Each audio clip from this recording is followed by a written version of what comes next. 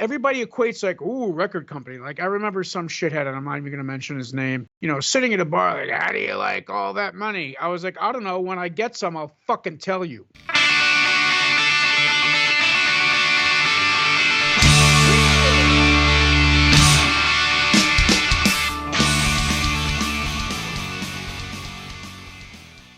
Welcome, everyone, to This Was The Scene, the podcast that takes a look back at the late 90s, early 2000 punk scene. I am your host, Mike Doyle. Before we start, I might not have an episode next week because I'll be in Vegas celebrating Shawnee from Lane Meyer's 50th birthday, so I'll be probably hammered a lot, and I'm not sure if I'm going to have any time, but who knows.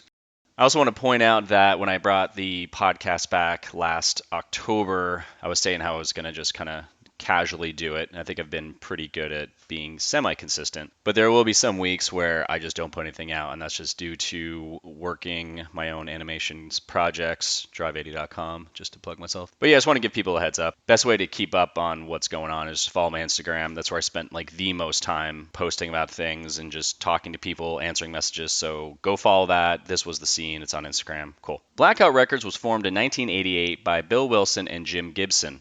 In '89, the label released its album, a New York hardcore compilation entitled Where the Wild Things Are. The album included tracks from Sheer Terror, Killing Time, and others. After this first release, Gibson amicably parted company to start his own record label, Noiseville Records. The label ended in the 1990s with records from Killing Time, Kill Your Idols, and East Bay Berkeley bands Redemption 87 and Powerhouse. The early part of the 2000s brought some new blood, including Crime in Stereo, NJ's The Banner, The Procedure, and The Commercials. Fun fact, you can hear my interview with Tony Bavaria from The Commercials. It's episode 159. The last official Blackout release was The Fire Still Burns in 2005. Although no longer releasing new music, the label still maintains a blog at its website, which is infrequently updated, and has the catalog available digitally on Amazon, iTunes, eMusic, Rhapsody, and other major digital outlets through The Orchard. Blackout has come up a bunch of times in interviews, so as I do, I like to complete the circle and educate people who may not know who this label was. So I got Bill on the Skype, and this is what we chat about. Growing up with a genetic immune condition, designing the artwork for the Where the Wild Things Are comp, how we got albums in record stores, traveling on Lollapalooza, the Goops, H2O, Plow United, Kill Your Idols. You can also check out my Plow United and Kill Your Idols interviews as well. You just look up the catalog. Go on Spotify. His business partner trying to steal his label, will he start putting out more records, and a ton more. Lastly, if you want to support the podcast, you can do it for $1 a month over on Patreon, patreon.com/thiswasthescene. Again, it's like 2.5 Starbucks coffees a year you'd be giving up to support this wonderful podcast you're listening to all the time. That's all I got to say, so feel free to subscribe, leave a review, and share this with anyone who would love some punk rock nostalgia. With that said, let's get started. The podcast is mostly about the late 90s, early 2000s, but I'll get connected with like labels like yourself who started earlier than that, but are still, that have gone through that time period. But as long as like it was in that time period and like touched that and then it's expanded from there. It's H2O, Kill Your Idols, the punk rock jukebox comps were all later 90s. The Goops was early. I started, even the second Killing Time record came out in 95, 96. So while we had an initial bunch of releases that were successful, we kind of really hit our stride in the sort of mid to late 90s. Yeah, that's why this is like perfect. Real quick, we got connected. I just want to give him a shout out. We got connected with Jason. How do you say his last name? Duarte? Yeah. What's your connection with him? He worked for a marketing company, and we had them engaged for a bunch of months when we had a slew of stuff. He was sort of our PR guru for quite a long time. I saw you did a couple interviews recently, like the last couple of years. Was there anything in particular you were promoting or anything you? Yeah, I mean, I stopped doing the label for fundamentally, I put it on a shelf after 2004 and kind of barely paid attention to it because I was working on my career otherwise. And it was out there digitally, but I didn't actively market it. I kind of had a bad breakup with a couple of different partners, and I didn't feel that I was contemporary enough at the time. The industry, whatever, had changed so demonstrably that the way the old model worked was not the way the new model worked, and there was so much less money to go around to help support the bands and the releases, and adult crash kind of thing happened, and I just decided that better to leave it digital and it's something that I have a fond memory of than to really try to do something and have it be something that I wound up really hating. So that's actually a good way to segue into the origins of this, because we kind of focus on like the beginning up until 2004 and see all the good times and talk about that. So like I do in all episodes, I just kind of start with like a beginning and go through starting the label, the day to day, starting the bands, any cool stories and things like that. But before all that, how did you personally get involved in the scene? So I was a metal kid, and I was not the healthiest of kids. I had and have some seriously debilitating health conditions that caused me to get a lot of pneumonias as a child. So I was home, and I spent a lot of time in my own head entertaining myself with books and drawing and music, and really not too much or any social contact really, besides with a few people that I knew from childhood, Carl from Killing Time and Breakdown being one of them. As I continued, Carl, me, a few others would go to the record store when I got healthy enough, and we would just all kind of coalesce at this indie record store, or this few indie record stores up in Westchester County in New York, in Yonkers, White Plains, Hartsdale, etc. And we would go frequently this store called Mad Platters. We would go to a store called the Record Stop, and then a store called Rockin' Rex, which kind of replaced Mad Platters in Yonkers. There was always this one guy, the guy behind the counter, this guy named Tony, who was responsible for kind of like bringing people together. He introduced us to other like metal kids in the area, and we all started going to shows together at clubs like Streets in New Rochelle and things like that, and was part of my 17-year-old sneaking into clubs life in Yonkers, or using a terrible fake ID actually, which I don't believe anybody actually believed, because I looked like I was 4 till I was like 20.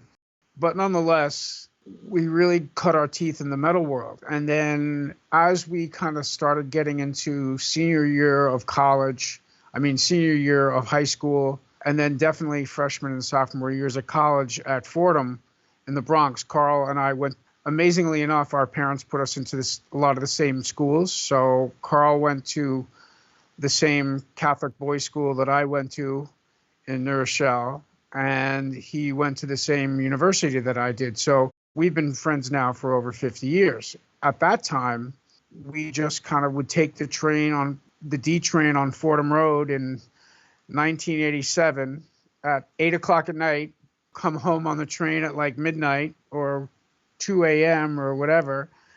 And we would go to the city all the time and start seeing shows from different bands. And the records that we were buying at the time started with Agnostic Front, Victim in Pain, DRI dealing with it.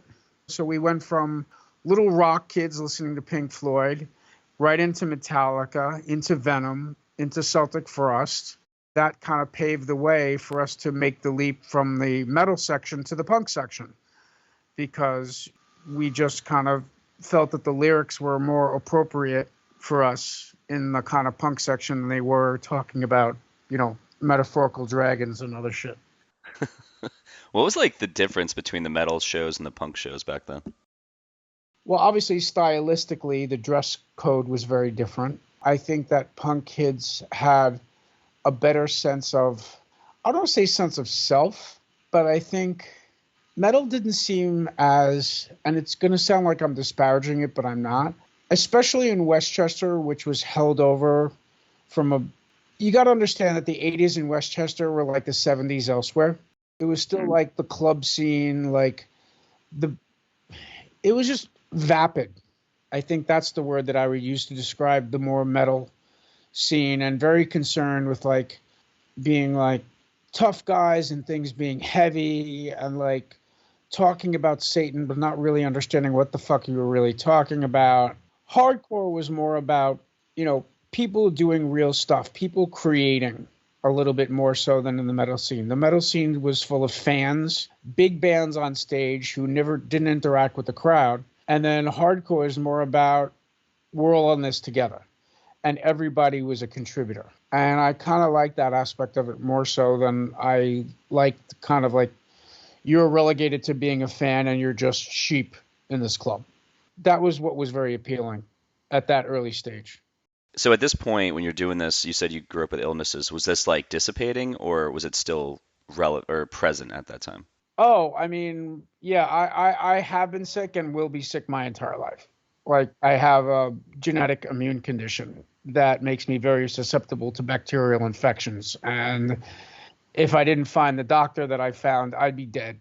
I was almost dead quite a few times. So Was it kind of it's like scary then going to shows and being surrounded by so many people, or you're just like fuck it? give a fuck. I was at 19, and once I felt good, that's all you cared about, right? Because you still have, despite the fact that you kind of kiss Santa Muerte on the mouth, but don't go all the way, it still didn't register as much as it does now about like how close. And because of the medicine that I was getting and that I still get, the intravenous's, I can live a relatively normal life now. But because they found out what was the matter with me, and I was able to get medicated sort of out of crisis. I can imagine what a breath of fresh air must have been when you're kind of grown up and you're isolated and you go to these shows and you're just like, I feel like it just, for a lot of people it was exciting, but I feel like for someone who was in your position, it must have been like fucking amazing. Yeah, I mean, I officially tell people that like music saved my life. Like, I don't know what I'd do, where I'd be, what career I'd have without being kind of like having music and the people that I met at shows as a kind of cornerstone for the rest of my life. So how's it go from going to shows to starting the label? Well, my friends were musicians. Originally, I wanted to be a graphic designer, a graphic artist, again, because of the whole drawing thing and the entertaining myself in my own head. They started a band called Breakdown. I was like the t-shirt guy and the hanger-on, but I also drew the Breakdown brick logo. I drew stickers for the band. Like there's one of like, I think they used it on the Runnin' Scared album cover, which I actually was sitting in Jeff's room in New Rochelle, and I just doodled something in a Sharpie. It became this Attack of the 50-Foot Skinhead kind of thing where he's holding a subway train. Kind of like moshing through buildings or something ridiculous. Those images seem to have held up. And when Breakdown split into Raw Deal, I drew there's a t-shirt they had with a Joker popping out of a card. And I drew that shirt that sold pretty well. And I wanted to contribute more. And because my aspiration was to be a graphic designer, I was kind of bemoaning that nobody would hire me. I was going to school for business at Fordham. I wasn't in the creative space at all because I wanted to design record covers. I thought that was the coolest ever. I put out Where the Wild Things Are, got involved in it because I just wanted to do a record cover. And since nobody would hire me, I decided to put out a record so I could do the cover. What were you design? I do graphic design too. What were you designing it back then? You just drawing it and scanning it, or would you actually like Photoshop? There was no such thing as Photoshop in '88. Yeah, it was like the 90s where that came about, right? Yeah, like, I mean, I started using Photoshop years later. I learned how to do old school paste up graphic design using Letraset and sort of typesetting from an ad agency that I interned at in order to create all the type on the Where the Wild Things Are. And if you look at Where the Wild Things Are, you always see that things are like, especially the first edition, there's little errors in all that entire artwork because I was using T-squares, I was using everything to try to get everything centered and right and correct. It never really worked out where everything was 100% correct. Like if you look at the first pressing, I think it's Gorilla Biscuits that's kind of like has a 1 degree like tilt to it on the back cover of the Where the Wild Things Are because it was done with paste up. It was done old school. It was done completely analog. And I had to learn that entire business myself on the side to even do that stuff. A year and a half later, It was useless because that's when desktop publishing became a thing. I got my first Mac and I left that old world behind. It's kind of like the same transition that would happen with the internet, pretty much everything. Yeah, it's just fascinating because I grew up. I mean, I started going to school in 2004 and just was into like Photoshop 7, I think was at the time. So I mean, I was way past learning all the stuff that you had learned, and I learned more about the basic graphic design stuff as I got more into it. And people were like, "Yeah, this is the old way to do it." I was like, "Holy shit, that is a lot." It was a lot because like you really had to dive into this whole thing where it was like, the photographs had to be a certain DPI because the print screen was printing at this. So the maximum that you could, so you had to make sure, and then you had to put in something on the layout that was called for position only. So you wouldn't actually put the pictures in the paper layout. You'd only put basically like a Xerox copy of the thing and write for position only, so they would know where to place it. But the job of placing the photographs in the design was actually the job of a printer who did the full color separations mechanically and then had to use Rubylith, which is this thing, to actually cut it into the film that became the negative for what they used to press on the printer. It was a fucking insane process. I know now you just like send a JPEG. People are listening to like, what the fuck are you guys talking about? Yeah, I'm sure people have fallen asleep by now listening to Yeah, this. I just want to hear about it and geek out. But so okay, so you basically started the label just because you wanted to design record covers. Yeah, and my friends were in bands, so Carl was in Breakdown, and then it turned over into those guys had a breakup and turned into a Raw Deal. Breakdown still existed, and because I was going to so many shows with these guys on the weekends, I met all these other bands that were there, and I can even tell you, Anthony Comunale from Killing Time introduced me to the dudes from Outburst, and I heard the song, and I was like, that's the song that has to open the comp. I actually went to junior high school with Paul Bearer from Sheer Terror.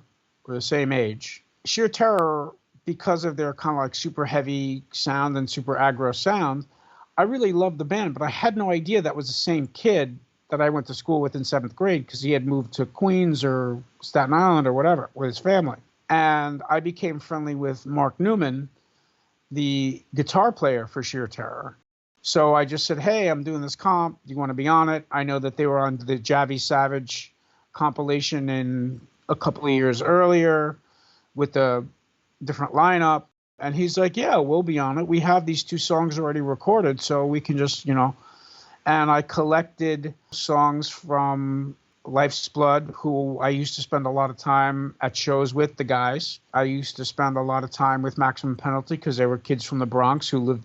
Mark Labetti, the drummer, lived down the street from Fordham. He basically was a Bronx kid. So I collected these bands and these people who kind of represented my scene, my snapshot of my scene. I said, all right, well, we have some masters. And then Biscuits agreed to be on it and give me a copy of the cover, the Buzzcocks cover. My friend Jim, who worked at one of the record stores, who I became friendly with in Westchester, he wanted to start a label too. So we both kind of kicked in half the money that we had saved to do a pressing of this compilation. I did the artwork. I did the majority, if not all, of the A&R, even though Jim did know Breakdown and Killing Time guys also. And it came out, and much to our shock and surprise and happiness, became like this thing. And we had no idea it was going to become this thing. So when you're doing this though, and you're like, okay, I'm a label now, were you just winging it, or were you pulling from other independent labels that you had seen? Because was there anyone around you that you could ask questions about how to do stuff? I mean, the record store people were the only people that I knew. And then I did pull information. So one of the key instrumental factors in me starting a label was this book that I found at a music fanzine store called See Here, which I think was on 5th Street, maybe, Lower East Side, right across from like some lingerie place. It was a basement store, probably no bigger than 2 bedrooms, like small apartment bedrooms, but in an underground situation. And the place was packed with like all of these music books and zines and like strange fucking publications, some of which I didn't even want to look at. They had this book section. And it had like regular music books in it, but then it also had this book called How to Make and Sell Your Own Record by a woman named Diane Rappaport. And I still have my tattered to shit copy here. And that became sort of my template and my blueprint to follow, to kind of give me my checklist of what I needed to do and talk about, like, what does it mean to master a record? What does it mean to do this? What does it mean to do that? Where do you get this stuff done? And we used the fucking yellow pages to find a pressing plant, dude. So fucking cool. There's no guideline. Like, it was pre-internet. So, like, you were fucked unless you knew stuff. And you're putting all stuff out on vinyl too, or are you doing just vinyl and cassette? It was just vinyl and cassette. I didn't do CDs until probably 92, 93, because the cost factors were way too high. And, like, again, cash flow was always an issue for the label. Always. Because distributors would never pay. How exciting was that, though? I mean, like, I know for me personally, when I was trying to figure out what to do, when I found, I'm not going to go back in the whole graphic design. Like, when I found it, though, I immediately was like, holy shit. And then anytime, I was just absorbing as much as possible to do it because my brain just unlocked. It's like, yes, this is what we're going to understand. Was that kind of like similar to you when you saw that book and started the label? Was it easy or was it complicated? I devoured that shit with more energy than I think I've ever had in my entire life. I love that. In addition to my health issues, I also have a touch of the ADHD diagnosed. So, like, I would stay up nights from 11 p.m. until 11 a.m. the next morning, learning and working to the exclusion of everything else. I realized it's oddly a superpower to hyperfocus, because I could take weeks worth of learning and cram it into 12 hours. Basically, I read that book like 4 times in one night. I took notes in it again. I created my own checklists from that book, and then I applied it to what I was going to do for Blackout. So when you do Where the Wild Things Are, how are you putting that in record stores? So the initial run was we would sell it to the stores in New York City. So we would sell it to Some Records. We would sell it all along 8th Street to Sounds and to a bunch of the other stores and to Bleecker Bob's. And there's a funny story that, like, we walked into Bleecker Bob's. Jim had known Bob because he's a record store guy. Bob was a record store guy. And Bob was a notorious fucking curmudgeon, right? Just very abrasive individual to a lot of people. I came to like him quite a bit because we would actually talk. But that initial thing was, I walked in, and with the box of the records, he's like, we don't want them. And I basically was just kind of like, okay, fuck you, other people will sell them. And then the dude that worked there, this guy, Craig Flanagan, who is this really super tall skinhead dude, who later went on to be in a band called God Is My Co-Pilot, he leaned over and was like, psh, psh, psh, psh, psh, psh. And, like, I just stormed out of the fucking place because that's my temperament. Jim actually dealt with it. He's like, well, Craig convinced him to buy the whole box. I'm like, woohoo, we're in the record business. And that was our first real sale to a store.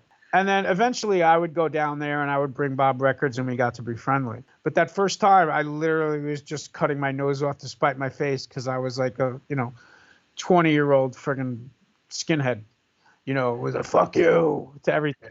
But were you selling the records personally? Were you going to clubs and selling them at the door Oh, somehow? yeah. It was basically out of the trunk of my car, or at, again, because I was always on the road I was doing weekend shows with Breakdown and Killing Time and those bands. I would sell them at shows. I would sell at the Anthrax in Connecticut. I would sell them in Pennsylvania at the Killing Time merch table. I would sell them in Philly. And then I started calling retail stores myself. And I was packing boxes in my parents' garage and shipping them out to record stores COD. What was what was your sales pitch when you would call stores? I mean, I knew what it was to do a one sheet, because the other thing that I had learned as far as teaching was, because Raw Deal turned into Killing Time, they signed to In Effect Records, which was part of, hilariously, people decry it as a major label. It totally wasn't. They signed to Relativity. And I went out there and I just did a bunch of industrial espionage and kind of just asked everybody, because I would just go out there with them to hang out. But I was on an information kick. So I would talk to the people in the press department, Steve Martin from Agnostic Front. I would talk to Howie Abrams, the product manager. I would talk to the art director, Dave Bett. I would talk to the metal radio folks, Bridget Roy and Cheryl Valentine. I would talk to all of these people out there. And there was a retail guy named Craig. And they taught me kind of the process around the sales piece, the process that the Diane Rappaport book didn't. And they would also give me mailing lists, like literally print it out on their dot matrix printer and be like, here's a list of stores we have that sell Agnostic Front, Victim in Pain. Cool, thanks. So I used that as my list to start calling retail stores. So that's kind of how I learned. And then eventually I started selling records to important/reds, or whatever they called it. That's kind of the story behind that, and how the people in Hollis in Queens really helped me out. And I would just take them all to lunch periodically. Even after Killing Time kind of did stop doing work, I would still go out there on Fridays just to buy everybody lunch and absorb information.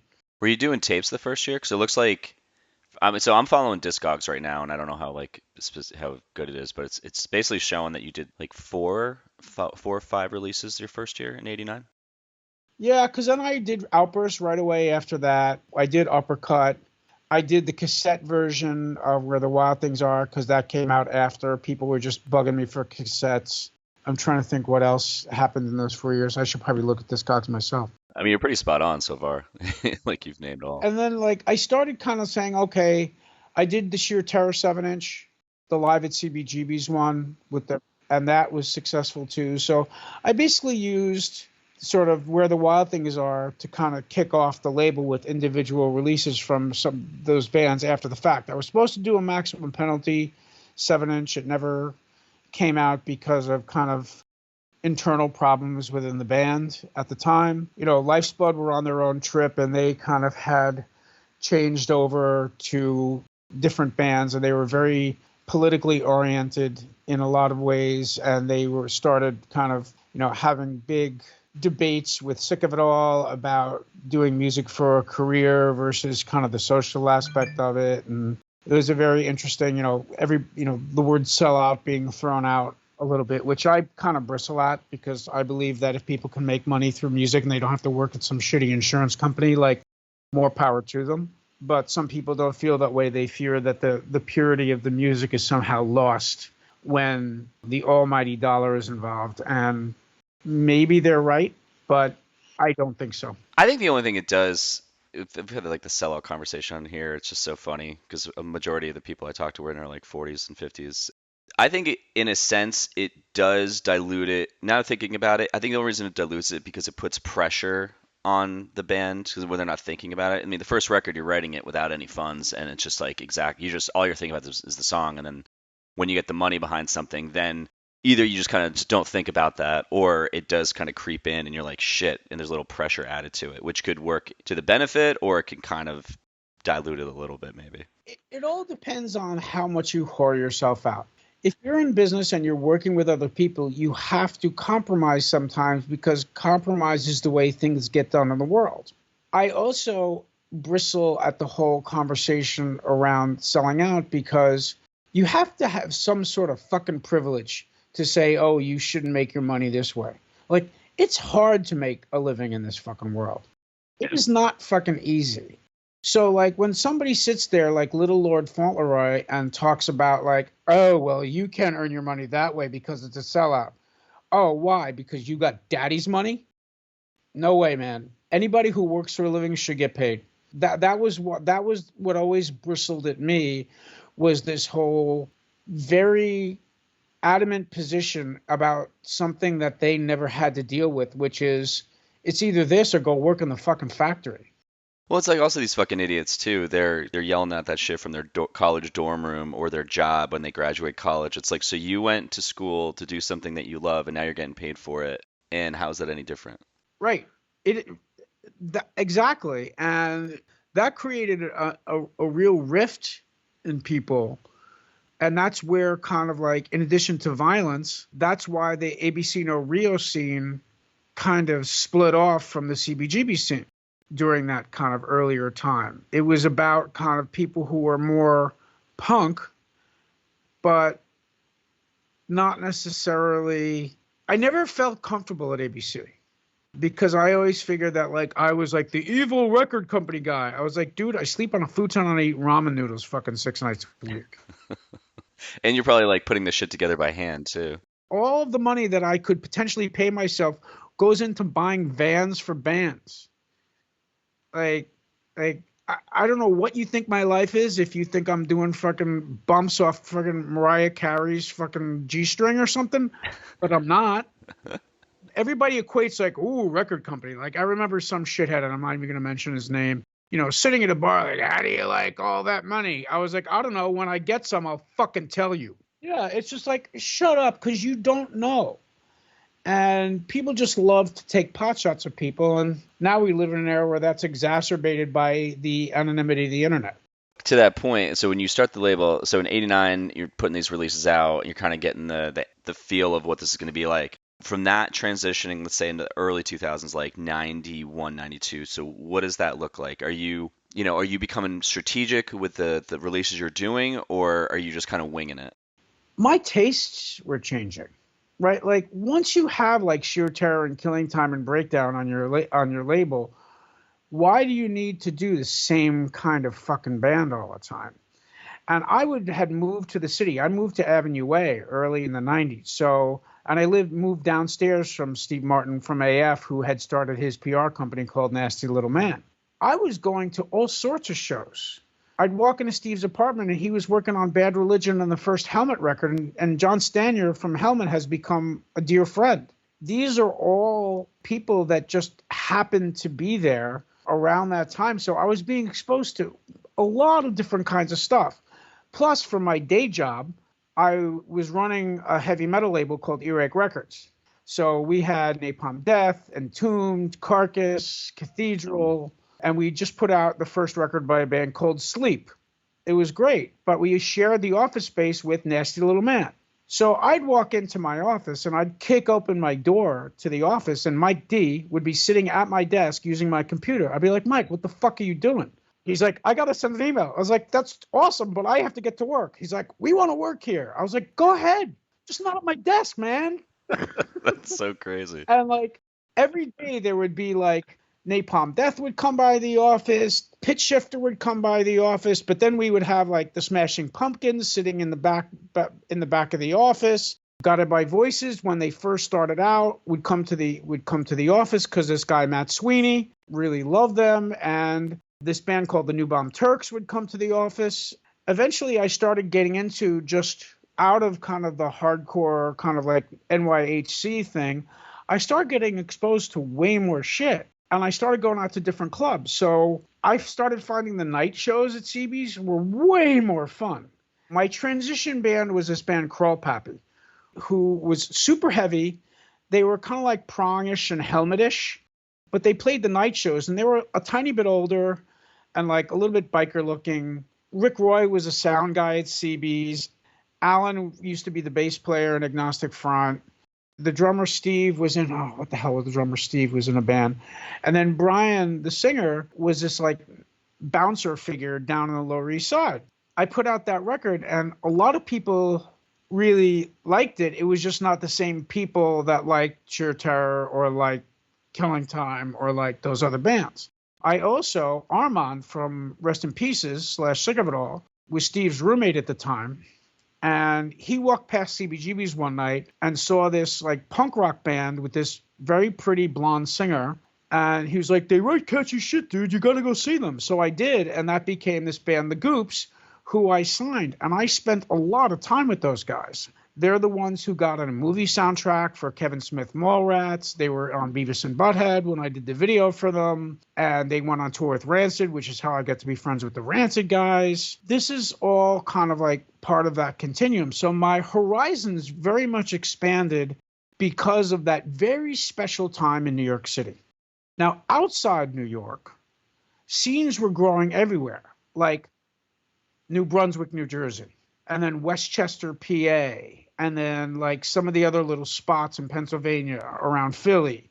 The Philly scene, Long Island was starting to grow, and it was starting to congeal in more suburban places. And because of the kind of separation in New York, and the indie rock explosion, things were very different in the city than they were in the rest of the hardcore world outside of New York, which was a hub for basically indie rock for years. When Nirvana comes out, did you find that whole grunge thing, did that help the label or did that work against it? Um, With just like all eyes being like, what's all this new music that's coming out? well, it helped in some ways because a lot of the major label people couldn't tell the difference between some of the different alternative styles of music because they were that friggin' thick-headed. The whole kind of ascension of Green Day, the Muffs, a bunch of other bands really kind of brought punk to like, the year punk broke, right? And Nirvana was, obviously incredibly helpful in kind of bringing my music to the mainstream.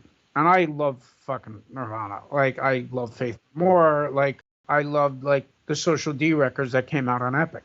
It wasn't just strictly hardcore for hardcore's sake back then. Or, again, the horizons were expanded. That paved the way. I had quit Earache at the time, and I was back to running the label full-time, and I was road managing Shudder to Think on Lollapalooza in 94. So I spent a lot of time because they were managed by Nasty Little Man. When I quit Earache, I was like, and Steve was like, Bill, what are you doing for the summer? I'm like, I don't know yet. I lived out of basically a van for the summer, and it was fucking awesome. That was Lollapalooza? It was the Lollapalooza when it was a traveling road show, not a single show. I was Shudder to Think's road manager from, I think, Atlanta through Florida to Texas, up the West Coast to Vancouver, back down to Seattle, Oregon, and then I think San Francisco and LA. I was there until from the middle to the end of the tour. The Beasties were on that year. Timmy Chunks from Token Entry was Green Day's guitar tech, so I dyed my hair fucking red in the Green Day's bookmobile on that right when Dookie was hitting its friggin' max. And it was a gloriously fun time to be kind of just in the mix. I actually wound up putting out a Guided by Voices record on a sub-imprint that I did called Engine. I did a couple of British alternative records who were managed by the same people that managed Napalm Death. This guy named Stuart Knight, who's awesome. There was just this whole conflagration of interesting stuff. I also did a New Bomb Turks EP called Drunk on Cock. Again, all these EPs received critical acclaim, and then Guided by Voices signed to Matador. The rest is history. The Turks continued on for a couple years, and I still see those guys around, the singer and stuff. It was a really good time between like the Goops and then like being part of like the downtown like drag punk scene at Don Hills. It was just, I was living New York City to the max. So that's where like all the diversity in my music came from, was really just being immersed in this incredibly different social scene. Real quick, if you're looking for an explainer video or someone to do motion graphics for your company, check out my company, drive80.com, and you can email me at mike@drive80.com for more info. That's all I got to say. So now back to the interview. When you were on the Lollapalooza tour, was it madness because it was all like rock bands, or was it like just strictly business? Like the vibe of everyone that was on tour together. I was working 100% of the time because I'm a workaholic. B, I had to get Shudder because it's not like anybody was on a bus. We were in vans. When we had a show 500 miles away, I mean, I literally remember there was a show in Gainesville that got rained out and because the stage sunk like 15 feet into the mud. So I drove from Miami all the way to New Orleans by myself, drinking like coffee and smoking cigars the whole way through the Panhandle, which is the scariest fucking place on there. Like, you can't put a New Yorker in fucking Deep South like that. It's just a bad fucking vibe. I expected to hear the Deliverance banjos every single time I stopped for gas. But I just remember it was the most tired I've ever been because I was driving for like maybe 17 hours straight. I saw penguins on the road. What? They weren't real penguins. They were hallucinations. And I realized then that like I was fighting to stay awake.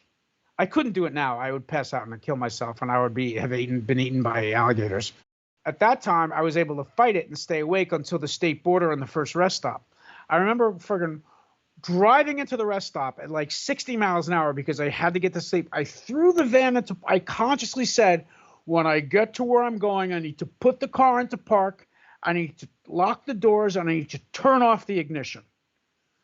So I got it. I drove up. I think it was even on like partially on a lawn, like, cause I don't even remember, but I threw the motherfucker into park and I locked the doors and then I made sure I turned off the ignition.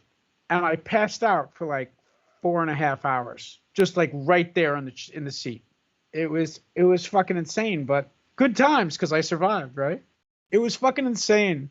I never did the 17-hour fucking marathon ever again because it takes a toll on your psyche, and clearly nobody is meant to see penguins as they're driving. What's like the whole thing with the Goops? I remember seeing the Goops on there was a video, it was a comp, I think it was one of the Cinema Beer comps, possibly. Yep. Was it Goggles? It was hopeless, right? Yeah. Yeah, that was the only time I had ever like I'd heard of that, and then I was looking through this, and I remember that. I was like, I remember the name of this band. Like, what was like the whole thing about them? Like, why? AC did a lot of releases with them. Like, what was the whole thing? If Debbie Harry sang for the Ramones, that would be the Goops. And they were just like New York City, like party kind of band, but very serious musicians at the same time. They were just lovely fucking human beings. They weren't necessarily like, they dabbled in like going to hardcore shows, but they were true, honest, like punk rock fans. And like not punk rock fans, like crusty punk rock fans. They were fans of The Clash. They were fans of Stiff Little Fingers. Eleanor, the singer, was a bartender at this bar called No Tell Motel downtown on the Lower East Side, which was like one of the places back in the heyday of Avenue A before all the yuppies got to it. It was a fucking decadent fucking time in New York City during that time. It was like kind of like Sodom and Gomorrah on the East Side. You would walk into No Tell Motel. It's actually, No Tell Motel is the bar that they modeled Coyote Ugly after in the Coyote Ugly movie, which may make no sense to somebody who didn't live there at the time, but like it was where the bartenders would get up and hose each other down with water. There was a time when some person gave her boyfriend a friggin' blowjob on the bar, and there would be fights every like 15 minutes. People were doing fucking bumps off the tables in the back, fucking in the back of the bar. It was like a saloon. It really was. Everybody I knew was there all the time.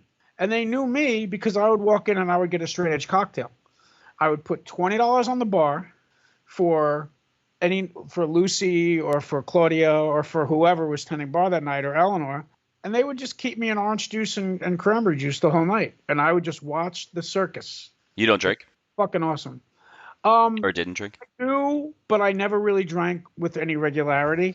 I'm insane enough, so I don't need like a lot of booze. I have tied it on in high school, college. I started smoking weed when I was 11. For work events is probably the only time over the last couple of years before COVID was the only time I really lit up like a Christmas tree with any regularity, because you have to be on in the music business. And it's the only way to keep your energy level up at 3 a.m, because I will not ever do coke. You were saying the Goops are really great people. Did you have some kind of criteria when you were signing a band that you wanted to get along with them, or? It was a bonus, and I realize now that if I am going to sign, I've had my fill of being a parent to bands. Everybody's going to have differences, but there are certain. This sounds very much like somebody who has had therapy, because I have. I do not do well with toxic people. I try to figure out if I'm going to have a toxic person in my life, and if so, then it's a stopper. Like, I just won't.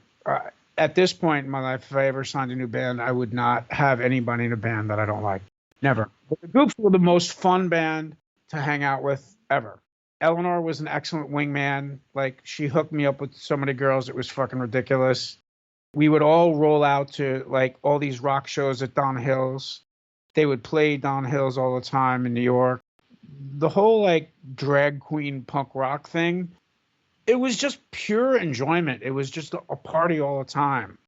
Very welcoming. Nobody was ever weird or like forced themselves. It was just like, you be you, man. That's what this club is for.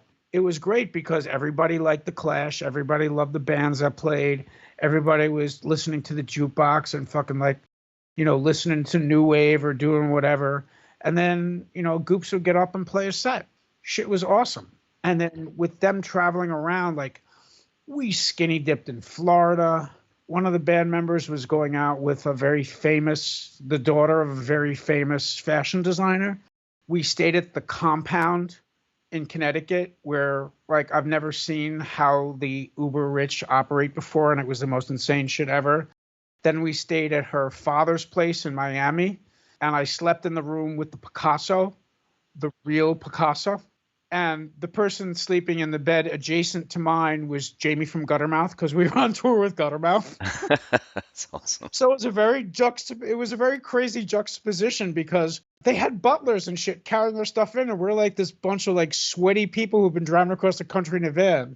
And it was like, oh, hey, we're here to see this. He's like, oh, yes. She called. Welcome, Mr. Friggin' and friends. We'll send somebody out to get your luggage. And please go here. Some refreshments have been set out for you. And I'm like, what the fuck is this? This is insane. But like, you don't get those stories when you work for a fucking insurance company on the daily. That's true. And those are the experiences that I'll carry with me until I drop fucking dead. Wait, what was the Compound in Connecticut? That just like, you're just referencing their house? It was 4 different houses on a giant piece of land. So we had a guest house, then there was the main house, then there was the office barn, and there was some other house on it. Literally, it was a compound. It was like this little village fenced off by like a 12-foot brick fence.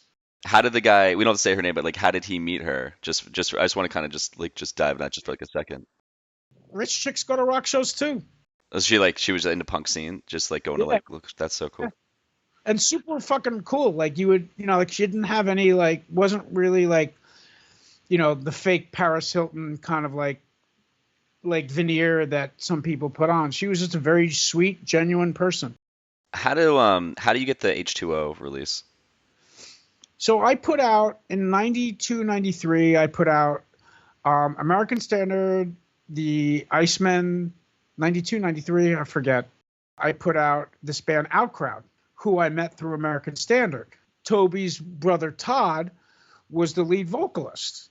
I used to go to the bar that he was a bartender at, and we used to just sit down and talk the shit. And I actually kind of like, because I wanted to get away from like the more traditional sounding like hardcore, I was really into kind of the post, because they were originally from the DC area. Let's do this. And they had put out a first record on Amanda Mackay's label.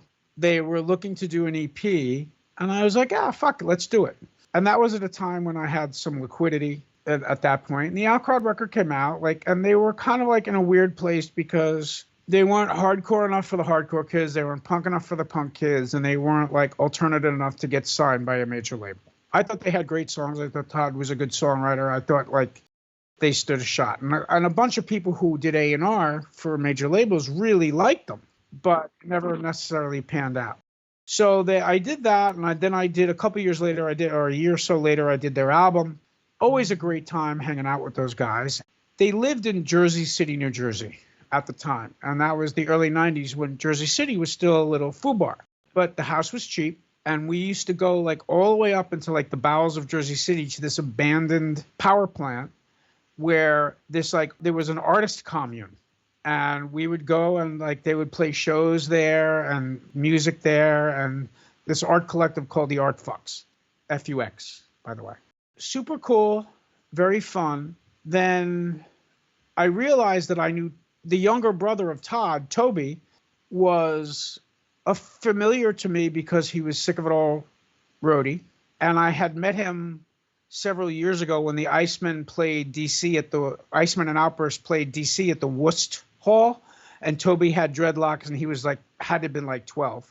He remembered me, and we all struck up a friendship. Toby decided that he needed his 5-year plan, right? Because he realized that being a roadie was not a life plan. He set it as his mission to like do this, and I was like, After a couple of ebbs and flows, I did the first record. It was very simple and very organic, and it came together in a very familial way. How good did it, or how well did it do? Oh, that's clearly by far and away my biggest seller. It sold a few 100,000 CDs.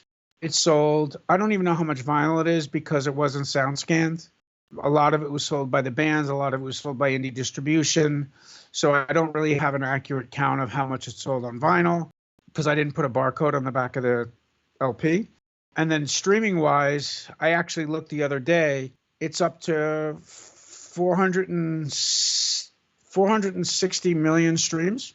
Yeah, I'm gonna look at on Spotify. On a bunch of the digital channels combined, but mostly it's 80% Spotify. Did it sell that well the first year, like the first couple months you put it out? Oh yeah, the box super strong. They came out of the box absolutely correctly. They had my van. They toured like fucking crazy. I went to their first show. There was 100 people there. It was like, I think it was like at some shitty little bar in Philly upstairs. And I went to that first kind of like initial show, which wasn't really a show. It was like a bunch of people they knew hanging out in a bar. There was nobody there. Then I remember seeing them where like Toby, because of his connections of being on the road and being sick of it all, had all these contacts. He was able to nurture a lot of those into good opening slots. Rancid put them on a bunch of shows. The rest is kind of, was history at the time. And it was great. When they went to Epitaph, was that like, were you trying to keep them on the label, or were you like, there's no way I can keep up with these guys? I did try. I failed. It was probably for the best for them. Ultimately, they knew that I was always perpetually having these cash flow problems. Like, I still had to wait for money to come in to repress vinyl. If they were selling 25 copies at a show, but I only had 50 left, but I had 25 committed to retail, I could only give them 25. And that created some friction with the band, right? Because I'm waiting for your fucking checks. And we're not talking about like $20 checks. We're talking about $50,000 or $100,000 checks that people are just sitting on, earning the interest on, that they were just not paying me for something that was supposed to be paid in 30 days, and they take 120 to payment. That fucks your cash flow. Like, in the grand scheme of things, it was better because Brett had the team and the liquidity to do those records the right way for them. So who am I to begrudge that? I'm happy to say I was too small time and leave it at that, because honestly, it's just the way that things bounce. There's probably some business decisions I could have made that would have brought the money in, but then I would have compromised I would have compromised some integrity there. Were you able to keep the first release, or did they? Yeah. That my record is mine, and my two favorite words in a contract is in perpetuity. How'd the whole Plow thing come out? I interviewed Brian a couple years ago, and I interviewed Eric from Creeps. Brian's a super cool kid. Brian? Yeah. Yeah, he's a really cool dude. Again, I knew him so young that I still consider him like a kid, but since I'm fucking old as the hills, he's a full-fledged adult and has been for a long time, right? But everybody's a kid as far as I'm concerned. Well, how did that come out? Because I thought that Creep put out Goodnight Sellout. I did basically like a pressing and distribution deal with Creep for a little while because Eric recorded so many of my records. And his skill set was in recording. Mine was more in distribution and manufacturing. So I said, why don't you let me manufacture your stuff? We'll do that. So it wasn't on Blackout. It was still on Creep. It was always on Creep. And I didn't license the records from him. It was really like a pressing and distribution deal. We pressed it. We distributed it. We had it exclusively for a short time. And then, I'm still friends with Eric, but he went his own way with the label. What is the day-to-day looking like around, like now we're in like the 96, like late 90s and stuff? Do you have a team around you now? Yeah. So I will also tell you that we had a deal with a major label for 2 years. It was called the First Look deal. Basically, what would happen is my friend Hans, who worked with me at Relativity, was an A&R guy, and he's a total fucking sweetheart. He actually loved Outcrowd and wanted to sign him to MCA. It was during that whole like sellout explosion of all the labels getting sucked up by majors. And he did a little deal with me. And when I say a little deal, it was like your 101 deal with me where I got $150,000 for 3 years each year. They gave me a small office space about the size of like a bedroom, which in a converted broom closet on 1755 Broadway. And then I hired a guy to call record stores for me. This guy named Joey I, who used to work at one of the record stores in Yonkers. Carl from Killing Time was kind of like the general manager of the label, and he handled like bookkeeping and a bunch of other like design stuff because he was things that I couldn't deal with. This guy Ian worked for me for a little bit. Tim Shaw from Ensign worked for me for a little bit. And this guy John Franco, who now runs this distro called Dead City, was my warehouse dude. Again, we had a great time, but MCA never wanted to sign anything. And the only thing that ever happened was that they did the Sheer Terror love songs for the Unloved record. It was around the same time that Warner Brothers signed the Goops and fucking destroyed them. How? They were promising these big things, but then No Doubt Tragic Kingdom came out on the same day, and the Goops did the wrong video. I don't bear any grudge to the people that signed them. The band will tell you they picked the wrong producer. They are the product of one of the biggest mistakes that I ever made. Now, Warner Brothers bought me out of my second record, so it's not like I wasn't made whole. I was made completely whole by that thing, and it was cool. I distinctly remember Kevin Smith, the director of Mallrats, calling me up and saying, hey, I want them to be in the music video that I'm directing for Mallrats.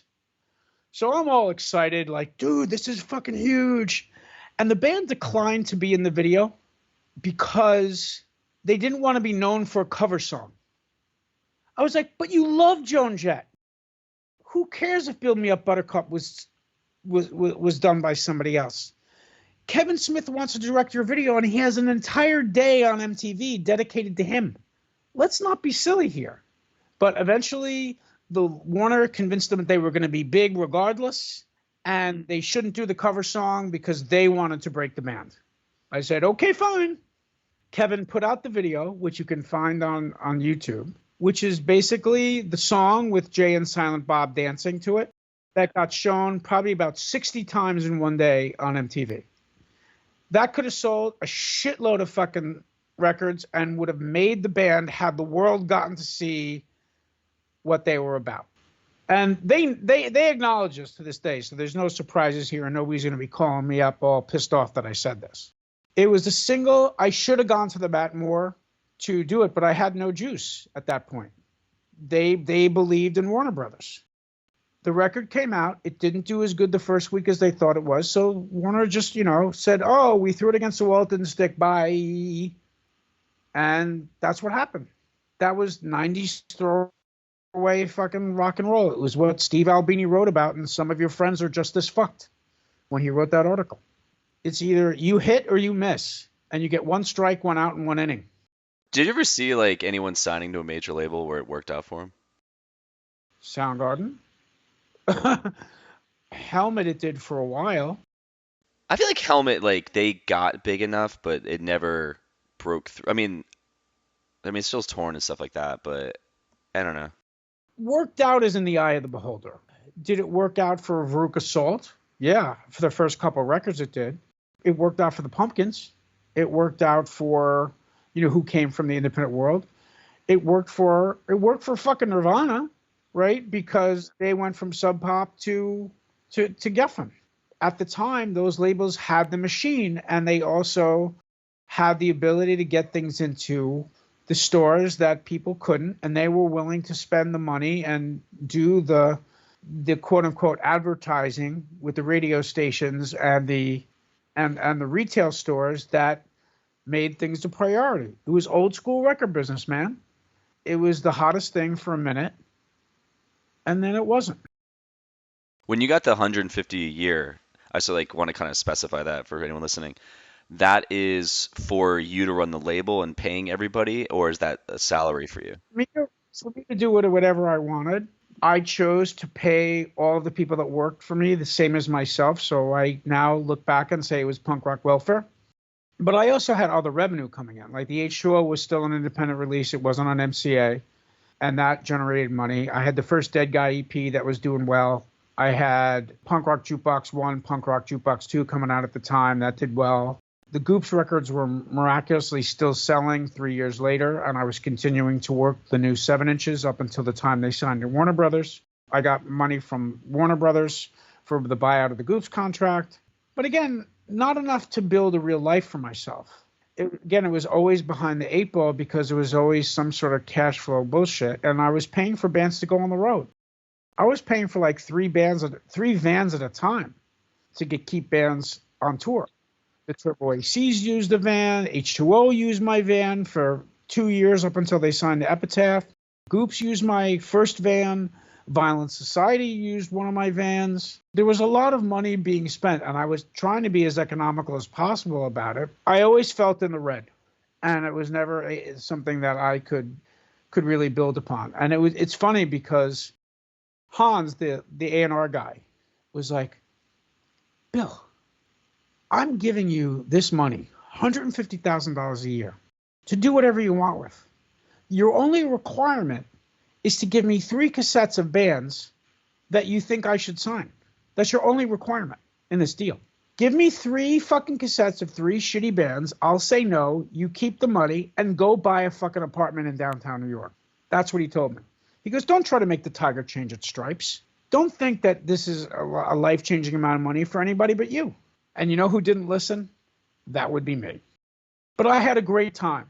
But do you think, though, if you did do it differently, where you kept the money, do you think that would have put a negative vibe on the label itself? But that was the time, it's not like, I basically just would have put out the H2O and then kind of faded from view. Nobody was really interested. And the only record MCA ever wound up signing was the Sheer Terror Love Songs for the Unloved record, which didn't do as well because the band was actually partially responsible because they were unwilling to play any reindeer games at the major label level.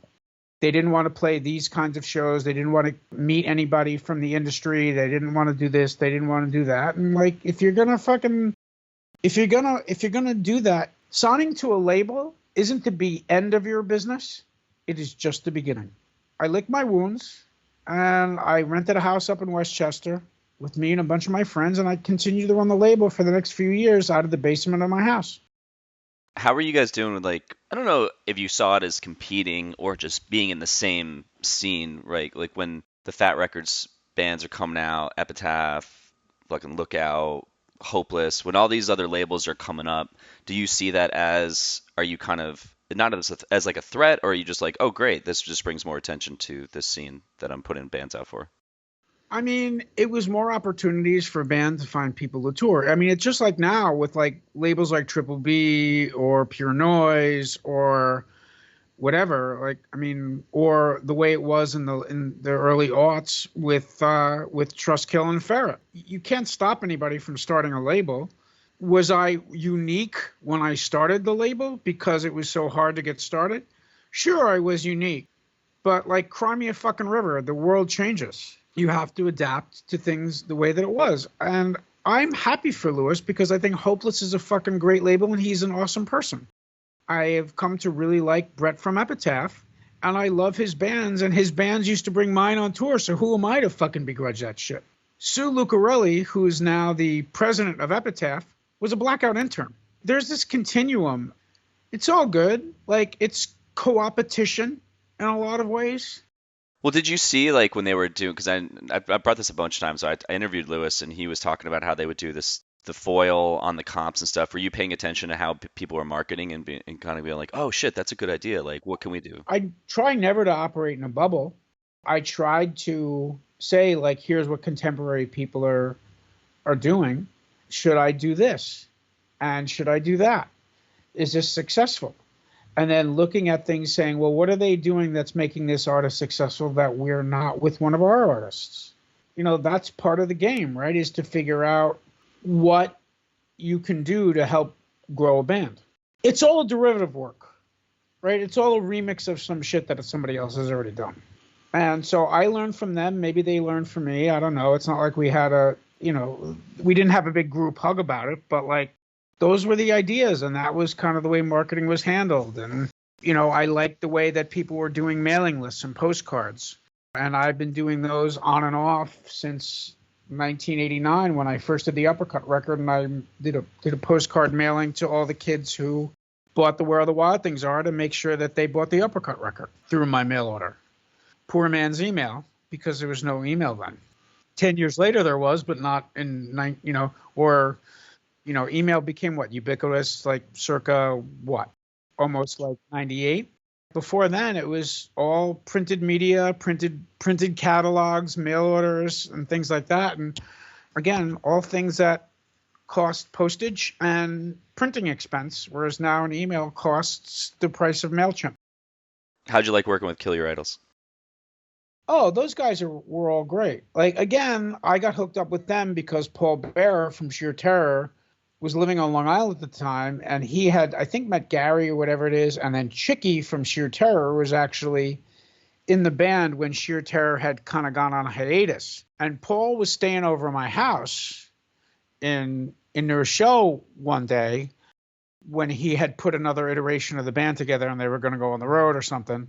I just remember him telling me about Kill Your Idols sometime in probably 1998 or something like that, right when the Kill Your Idols demo came out. And he played it for me, and I was like, oh, these are cool. Tell this kid to call me. I did. Gary and I talked. We met up in the city. We talked some shit. I met him and Andy. I was like, well, I'd love to do a record. And that was right sort of at the tail end of H2O's kind of thing. H2O kind of fell in love with them, so they put them on the record, the release show at the Marquee in New York for, I think it was for the Thicker Than Water record.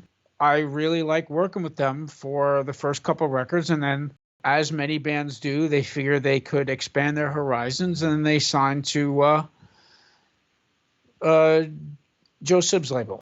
Sidewind Dummy. Sidewind Dummy, right, correct. Yeah, and that guy's like a comedian, too.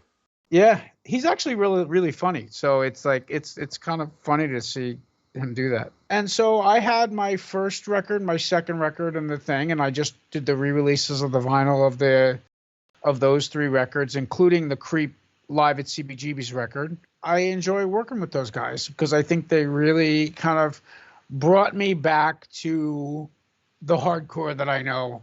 I was gonna say that seemed like it matched that. Yeah, it brought me back because they were so cool. They reminded me of like my friends from Yonkers in a lot of ways because it was still somewhat suburban and it wasn't like urban thuggery. It wasn't like de-evolution into like beatdown shit, which I just totally don't understand. There was definitely thought. Andy wrote very thought-provoking lyrics, the same way that I think Paul from Sheer Terror writes very thought-provoking lyrics. Like, if you look at him, he is probably one of the best lyricists in the genre, let alone New York hardcore. But Andy really writes some very interesting introspective stuff with a lot of personal backstory to it. And I really like that about what Kill Your Idols was because it's therapy for a lot of people. Yeah, people go fucking ape shit at their shows, like still. I have a bunch of videos that I would take of them that I just haven't. I've edited them. I've actually upgraded them to HD.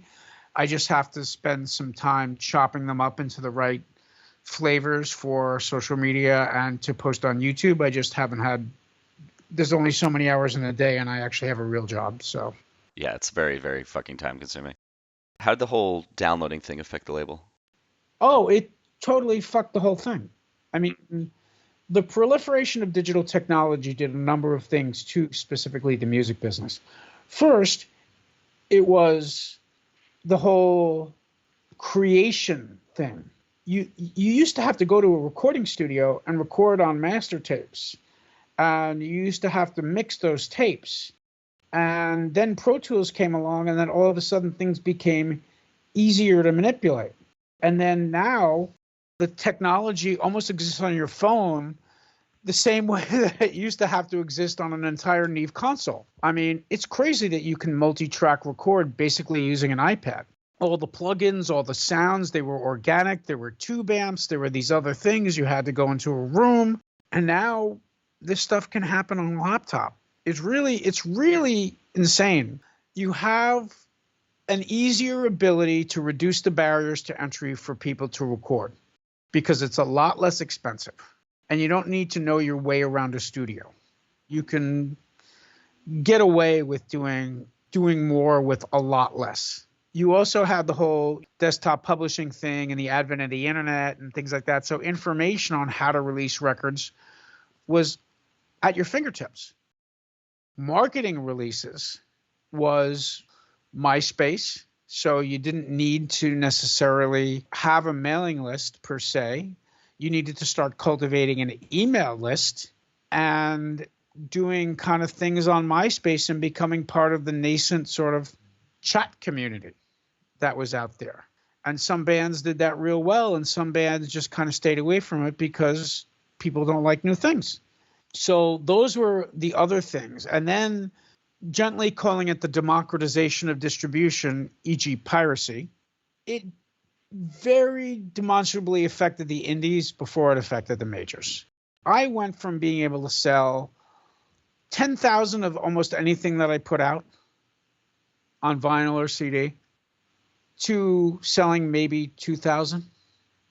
And it happened virtually overnight. I couldn't sustain this. I had to tighten my marketing budgets. I couldn't afford to keep multiple vans on the road.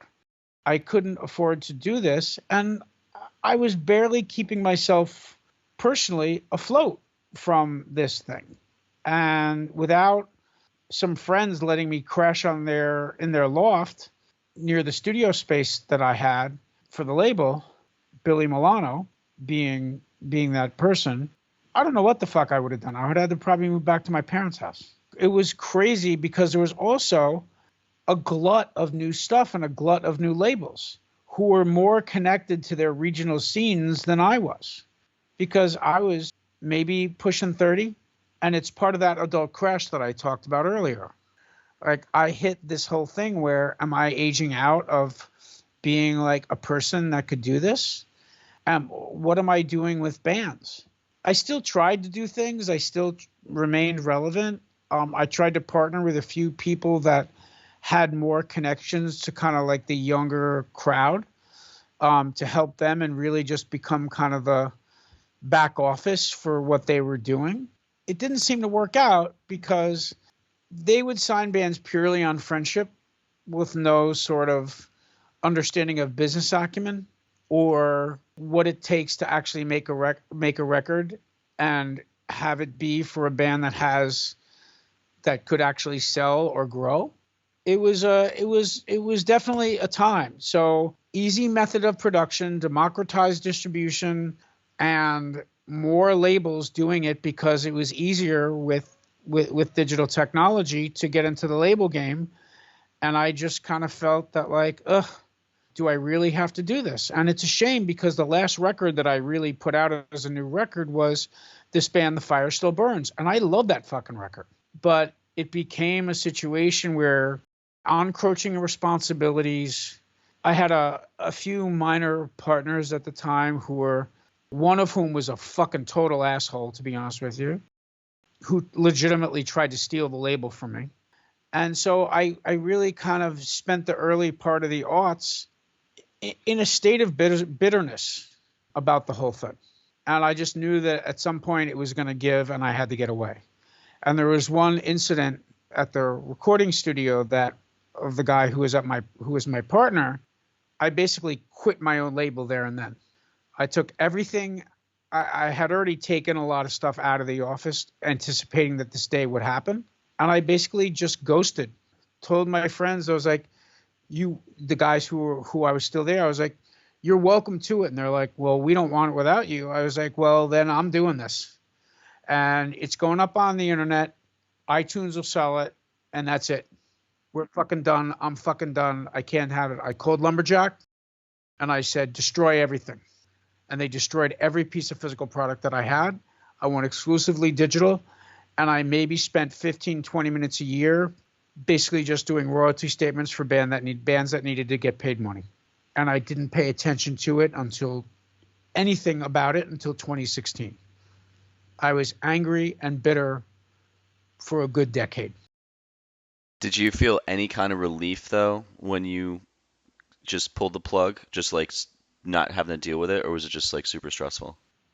It was well, I mean, dreams die hard, man.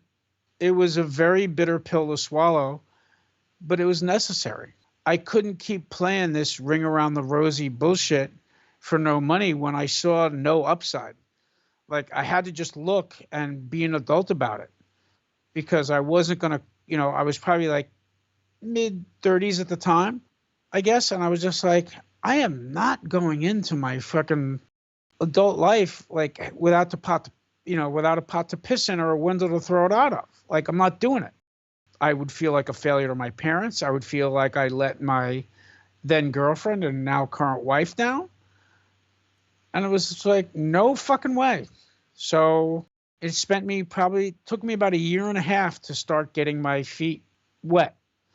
And in the interim, like I worked for some very dubious people doing like odd computer jobs, like silkscreen separations for like this like bootleg company, frankly, who would pay me in cash. And this guy was like kind of a thug. And he was like connected in a way.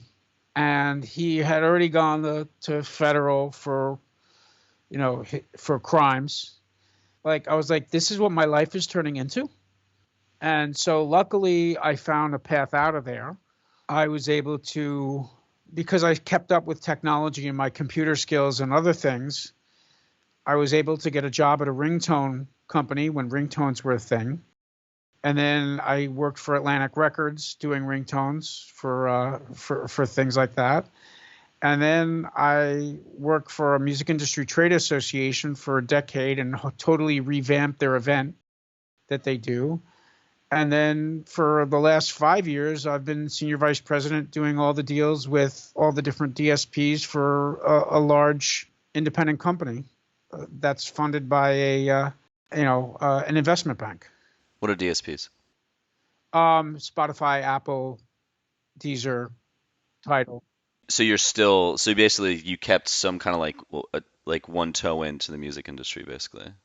Oh yeah, I mean, when I worked at Atlantic, I was, so I have my major label experience in addition to having the early MCA experience. I worked at indie distribution.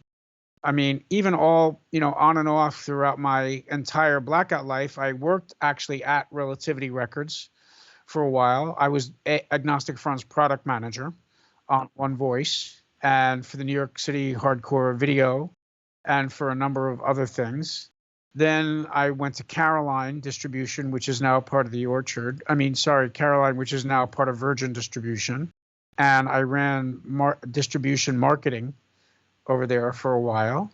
I went right into that job at Earache where I split the office space with my buddy Steve Martin, like I told you about. And then, went on the road, ran Blackout full time for like probably a good 6 or 7 years. Kind of came back to working other jobs.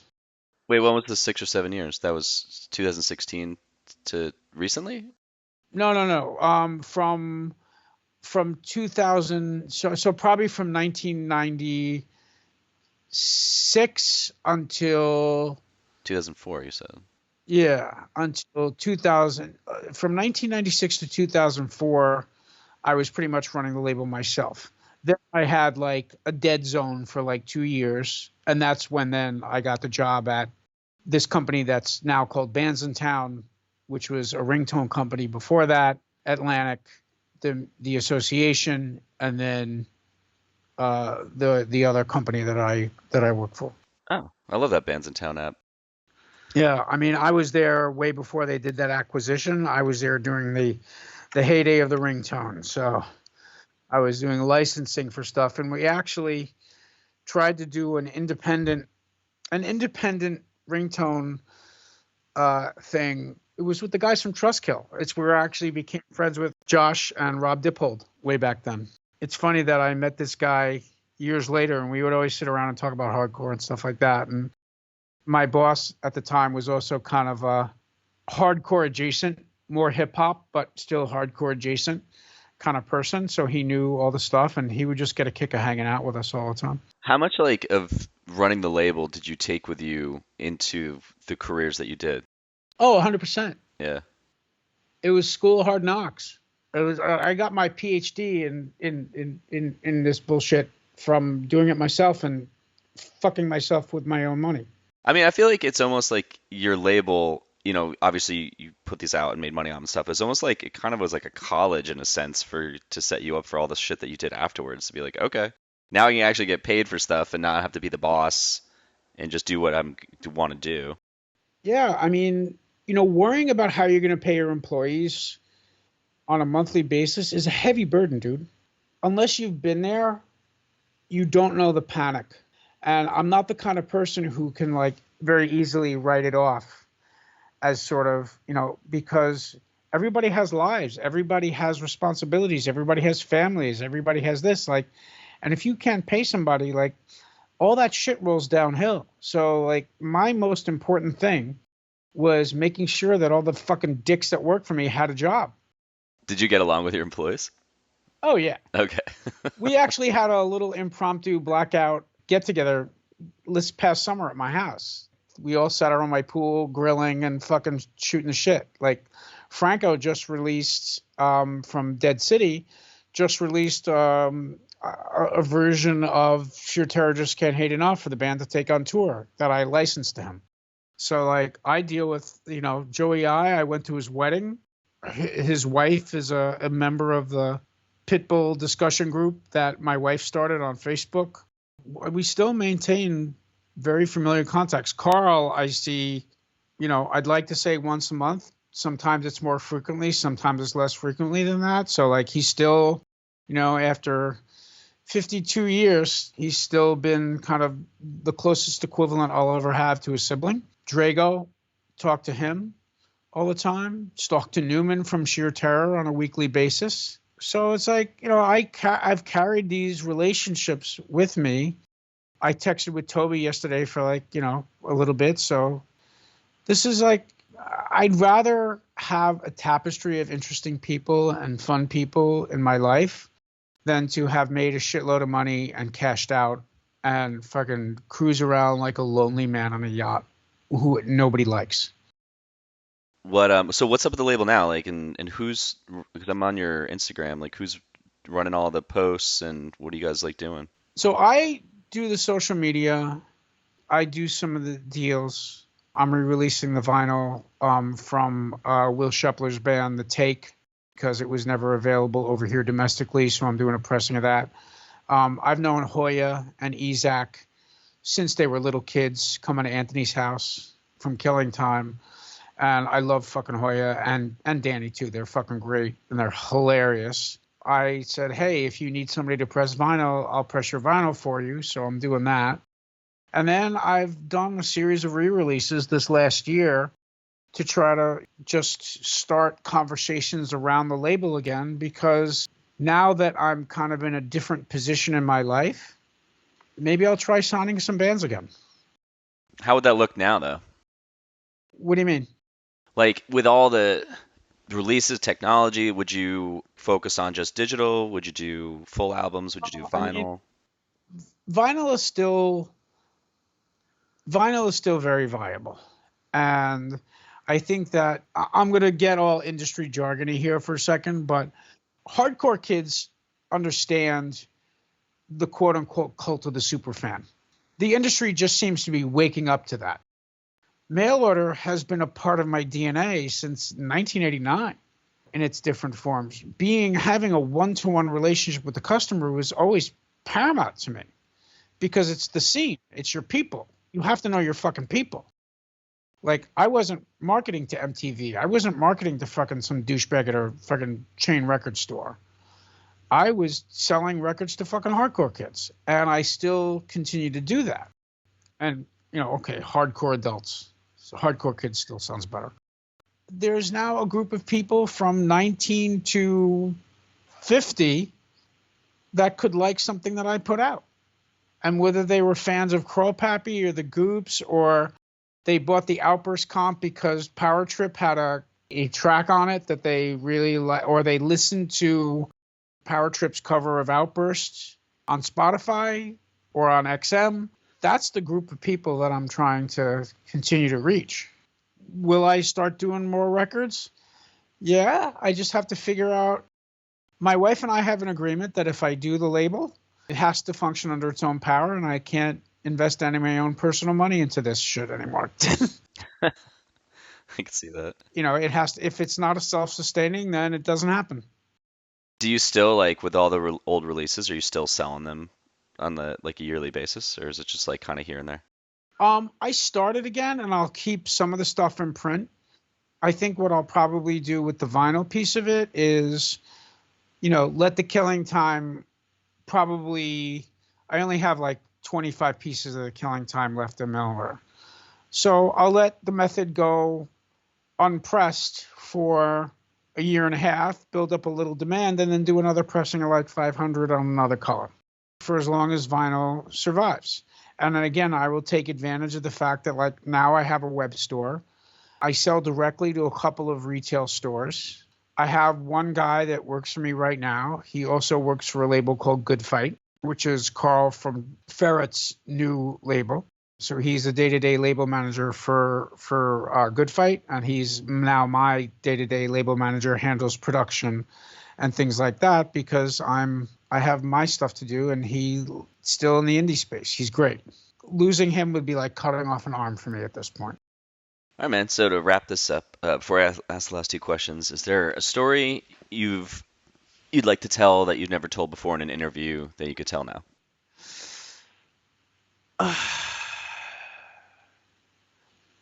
I'm trying to think if there's anything juicy that I haven't said, but like I'm pretty much an open book, so there's not a lot of shit I haven't really talked about.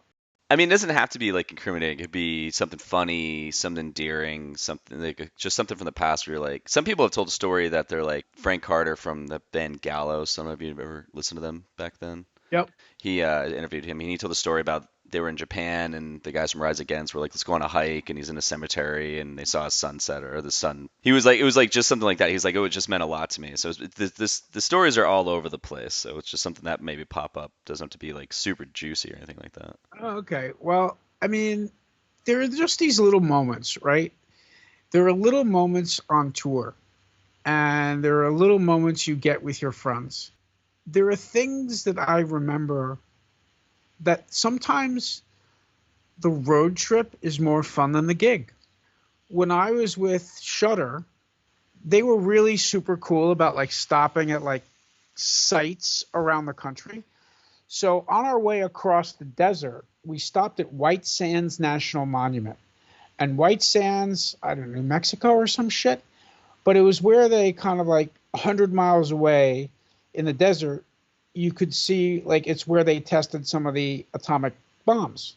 It was this pure white gypsum sand. So it was basically like drywall.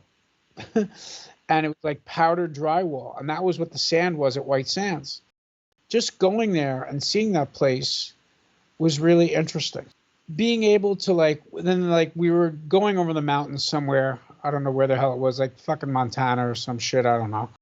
We stopped this place and it was this bucolic like field, and it was full of like flowers and like a picnic table like 100 yards in. And we're like, oh, let's eat our lunch there. It looks so lovely with like the mountains around us. I guess it was like the start of the Rockies or foothills or some shit.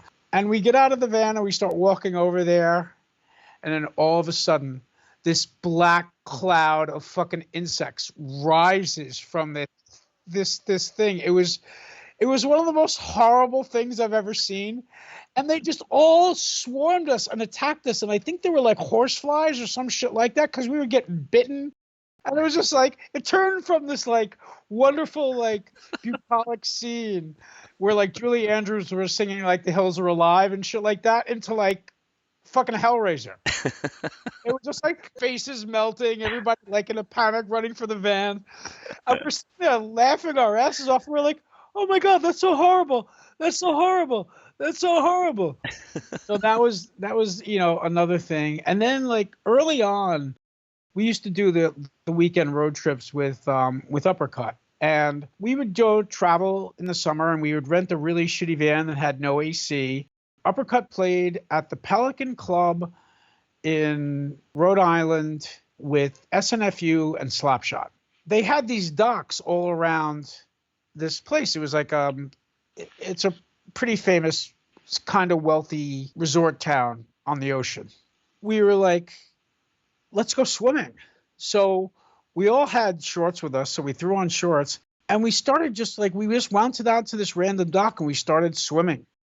And like all of a sudden there was a bridge, like the actual bridge crossing in. And it was like the causeway was probably only like 50 feet high. It wasn't like jumping off a skyscraper or anything, or like jumping off the George Washington Bridge or anything. But we decided that we were going to all walk on the side of the road, climb up on this bridge, and jump off into the water and swim back. So we started jumping off the water, and like I was a lifeguard at the time because that's what I did to get healthy after I was so sick. And I just remember like standing on this ledge, like on the railing over the bridge, and people like, and I just did a backflip off the bridge, and I just heard some woman scream in her car as I'm in like midair flipping over, and I fucking hit the water. It hurt like fucking hell. I can't tell, it was fucking pretty crazy. But then we spent the whole day like in the water. That was just another memory that I'll carry around because like I don't necessarily remember. I remember the club and I remember that, but I don't remember really the particulars of the show. The photographs from that show actually became the Where the Wild Things Are, of the pictures of Uppercut and Where the Wild Things Are. But like that was good. And there's like one picture on the Where the Wild Things Are collage of our friend Al like jumping off another dock. So it was like these good memories to have of like all these like little things that make the road super cool. I'll end the kind of like trifecta of stories with this other one where it was me with Shudder again, but at Lala, on Lala, but it was in Florida. Green Day was late because they had played some other show with like, maybe it was Woodstock the day before with all the mud. They came on, they played the show, and I'm sitting there like watching Green Day from the Shudder van, which is on like which was on the waterfront. And I just remember having this overwhelming sense of peace, like, yeah, life isn't too fucking bad.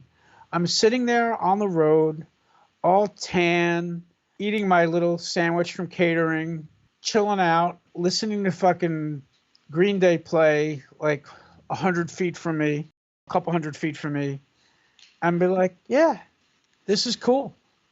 That's awesome. And it was like this moment of peace. So those are the different short stories that I kind of can remember about it. And, I'm not necessarily romanticizing any of it. Like, it was just what happened. But again, you don't get this shit working at a desk in an insurance company. There's some other shit that's like a little bit crazier, but like those are the kind of the nice moments. Those are the moments I carry with me. And some of the other moments are kind of like best left for a beer conversation. Yeah. not to be recorded. Right. Yeah. Well, cool, man. All right. Last 2 questions before I ask the last one. What would you like to plug? It could be about you, it could be about a friend or a cause, or it could be about both. Well, my wife and I are the proud parents of 3 adopted American Pit Bull Terriers, and I would very much like for people to consider adoption before they consider purchasing what is a purebred. Our dogs are fucking wonderful. We got them all through adoption and rescue. We never paid for a dog. You'll find no better friends and life companions than friggin' the canine of the species, than the canine. Pit bulls are, as far as I'm concerned, they're the only breed I would ever have in my life because they've proven to be my little best friends. And then, hey, if people want to order some Vital, cool. Well, cool, man. All right, last question. What scene ethics do you hold on to this day? It's weird because I think what the biggest thing that hardcore gave to me was a sense of empowerment about my own ability to do stuff. The DIY ethic, the fuck you, I'll do it myself, is probably one of the most important things that has the seed that was planted by all those kids who would print their own T-shirts and the photographers that would do pictures like BJ Pappas or Justine Demetric. There's a woman named Teresa Kelleher that shot photographs for all the bands. And they didn't get remunerated, and they didn't become like big photographers, but like that. And the people who became illustrators, became artists, Sean Taggart, Billy from Side by Side, they contributed in ways as kids and now made careers and grew out of those seeds into like who they are. And you were saying before, like I took the seeds of what I learned from Blackout and I kind of built a life around what it taught me. I think that sort of spirit of entrepreneurship is probably the one thing that I bring forward with me all the time.